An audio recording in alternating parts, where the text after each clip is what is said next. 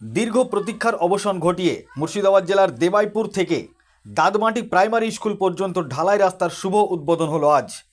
আজকের এই রাস্তা উদ্বোধনে উপস্থিত ছিলেন ভগবানগোলার বিধায়ক জনাব রিয়াজ হোসেন সরকার, ব্লক সভাপতি গোলাম সাদিয়ার, সহকারী সভাপতি মাসাদুল খান স্বপন অধিকারী, প্রধান হাসিনা বিবি শাহিন শেখ, পঞ্চায়েত সমিতির সহকারী সভাপতি মিজানুল হক, কর্মাধ্যক্ষ সীমা খাতুন, জয়ন্তী সরকার, রেজাবুল হক, হাসানুজ্জামান, অঞ্চল সভাপতি গোলাম মুর্তুজা, ব্লক কমিটির মেম্বার মাইনুল ইসলাম, তোয়েব আলী, আবু বাক্কার মাস্টার, আব্দুস সবুর টিটু, সনাতন মণ্ডল, উপপ্রধান ফিরোজ আলম, যুব সভাপতি ফিরোজ হোসেন। সর্বোপরি অনুষ্ঠানটি খুব সুন্দরভাবে পরিচালনা করেন সরলপুর অঞ্চলের চালাক চতুর অঞ্চল সভাপতি মোহাম্মদ মুক্তার হাসান।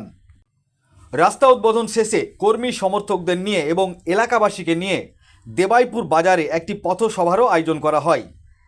এই পথসভা থেকে একটার পর একটা মুখ্যমন্ত্রী মমতা বন্দ্যোপাধ্যায়ের উন্নয়নের কথা তুলে ধরেন ভগবানগোলার বিধায়ক জনাব রিয়াজ হোসেন সরকার, ব্লক সভাপতি গোলাম সাদিয়ার এবং সরলপুর অঞ্চলের চালাক চতুর অঞ্চল সভাপতি জনাব মোহাম্মদ মুক্তার হাসান। সেই ছবি দেখছেন আপনারা আখেরিগঞ্জ নিউজ চ্যানেলের পর্দায়। অবশ্যই ভিডিওটি সবাই শেয়ার করবেন, চ্যানেলটি ফলো করবেন, সাবস্ক্রাইব করবেন আর লাইক করবেন। আই লাভ মাই ইন্ডিয়া, মেরা ভারত মহান। আপনারা দেখছেন আখেরিগঞ্জ নিউজ।